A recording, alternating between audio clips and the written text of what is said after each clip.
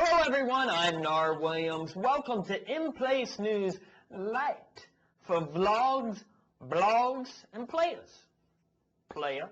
It's March 7th, 2008. It's Friday. Hey, how about that Democratic presidential race? Whoa! As the race for the Democratic presidential nomination pushes on towards April, really? Officials in Michigan and Florida are interested in having do-over primaries. While the price tags for these primaries would be high, the candidates await proposals on how the primaries might be paid for and how they might occur. I think we can probably both agree we don't want the vote count coming down to the state of Florida. But guess who does? Hillary Clinton does, and the governor of Florida. They both want the delegates to be seated. As Hillary Clinton and Barack Obama continue to battle for votes, officials in Michigan and Florida are showing renewed interest in holding repeat nominating contests. Earlier results were thrown out because both states violated Democratic Party rules by scheduling their primaries in January. Thursday morning, Democratic National Committee Chair Howard Dean urged party officials in both states to put together a proposal for do-over primaries. But the price tag is sure to be in the millions, and Dean said they wouldn't be paid for with national party funds. In Washington, Hillary Clinton said she's waiting to see what proposal Democratic leaders in Florida and Michigan put forward so their delegates can be counted. I think that it would be a grave disservice to the voters of Florida and Michigan to adopt any process that would disenfranchise anyone.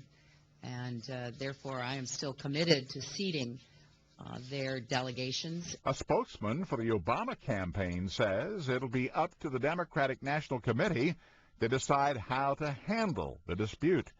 In Florida, Governor Charlie Crist says he doesn't favor a do-over primary. Instead, he wants the state's delegates seated at the upcoming convention. They voted legally.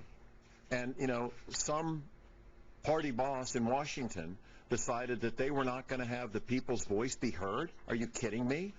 Crist says he would sign a bill for a new Democratic primary, but only if it's a last resort and only if the National Democratic Party pays for it. Elsewhere, a Florida man who has sued the National Democratic Party over the issue says he'll fight to block any kind of do-over primary. And I've asked my attorney to research whatever possibility of an injunction or anything that we can do legally to stop that from happening. He says it will be a travesty if Florida's presidential primary doesn't count, and a federal appeals court has agreed to hear the case later this month. Ross Simpson, The Associated Press. In Jerusalem, a suspected Palestinian gunman ran into a library and killed several people on the same day.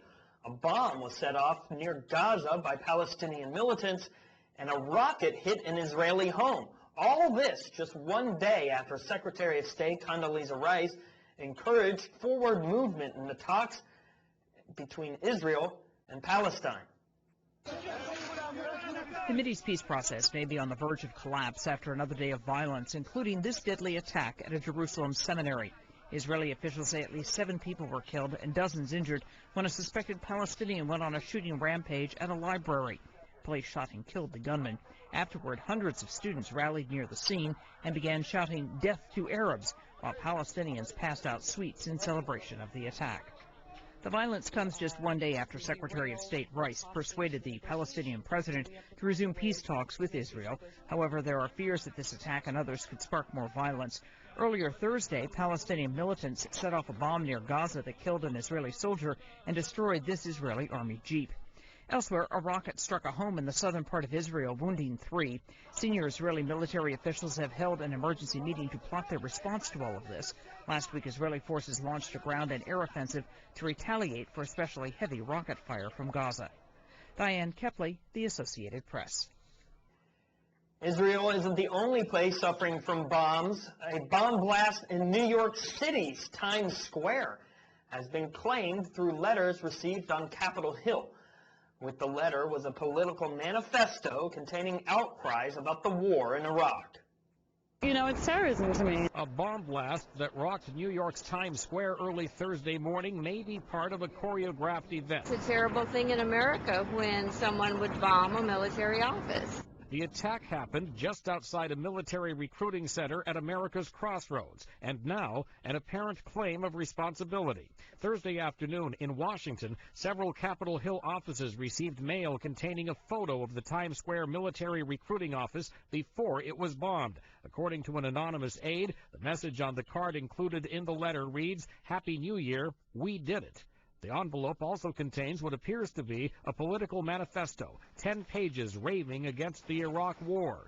The fact that this appears deliberately directed at the recruiting station insults every one of our brave men and women in uniform stationed around the world, fighting to defend our freedoms and the things that we hold so dear. In addition to the letters sent to lawmakers, police have this surveillance tape which shows a man riding a bicycle by the blast site just moments before the explosion. While the small bomb caused relatively minor damage here, it could be part of a larger threat. Police are comparing the gunpowder from the Times Square bomb to explosives used on two other similar attacks here in New York, one at the Mexican consulate in 2007 and another at the British consulate in 2005. Right now, Capitol Police, the FBI, and the U.S. Postal Inspection Service are investigating. Mike Gracia, The Associated Press. Hey guys, that's IPN Light for today. Thanks for being with us. I'm Nar Williams. We're going to head out with a look at some of the top headlines with an AP News Minute. This is AP News Minute. Investigators say there is no connection between a letter sent to Congress and yesterday's small explosion in Times Square. The letter was sent to dozens of lawmakers and included the inscription, "We did it." We're now told that refers to Democrats winning control of Congress in 2006. It also included a photo of a man standing in front of the same recruiting station where the blast happened. Authorities say that was just a coincidence. Students at the University of North Carolina are mourning their student body president, who was found murdered. Eve Carson's body was discovered Wednesday morning. Police say she'd been shot several times. No suspects. Democrats Hillary Clinton and Barack Obama will be in Wyoming today ahead of tomorrow's Democratic caucuses. They're vying for the state's dozen delegates to the party's nominating convention. Parts of Texas and Oklahoma are dealing with a strong snowstorm. This is how things looked in Tulsa.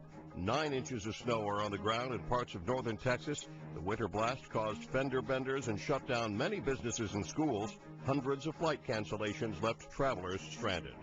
John Belmont, The Associated Press, with AP News Minute.